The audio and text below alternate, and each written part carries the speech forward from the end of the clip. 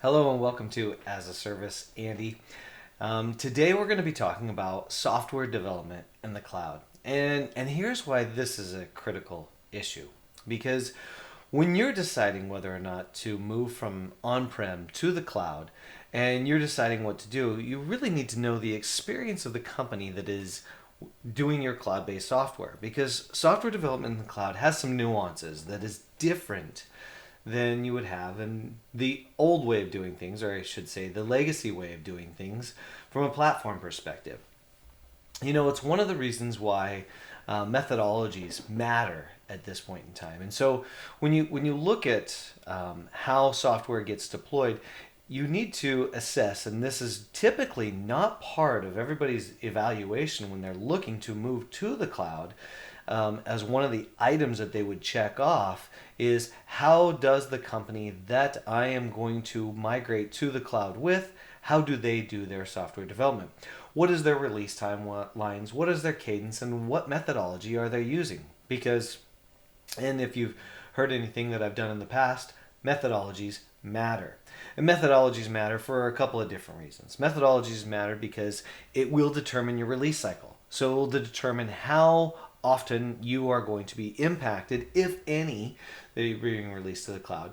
What is going to be impacted, right? So is the software as a service that you're dealing with, is it microservices?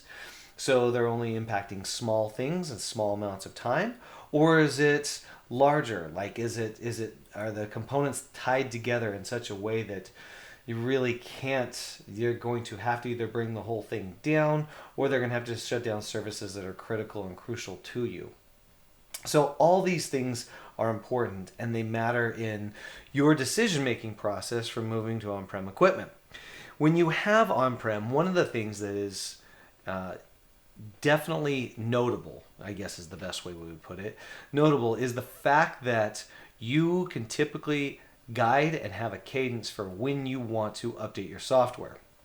And so what that means is, really the only thing that the manufacturer of the equipment and the software have over you is to either end of sale or end of life something before you update it. Or they enhance it with feature functionality that you want, and they entice you to update it, but usually it requires some type of a download. And then after you download it, that download will then be I've got notifications going off like crazy, so I've got to make sure that these get off. There we go. So the once you download it, then you get to update it, but you're in control of the entire thing. Whereas in the cloud, this is one of the things that scares people, is in the cloud, I don't have control over that because somebody else is doing it. I may or may not have gotten a notification, but I can't control when I install it, how I install it, etc. But don't let that scare you, because realistically, they're doing it based upon whatever methodology. So it just needs to be part of your decision-making criteria. What methodology are they using in order to deploy software? What methodology are they using in order to write software? And how is that cadence work, and how will it impact me? I find that this question doesn't get asked enough. And frankly, I don't even see it on very many RFPs or RFIs, even in my business, I deal with a critical cloud-based software component for most customers. And I always wonder, don't they want to know this? Because it can be service impacting if they don't. So that all to be said, these are the things that you need to be asking and looking for. Now, let's talk a little bit about a couple of the methodologies. There's no wrong methodology. Just be aware of that, right? Nothing is necessarily wrong when it comes to methodology.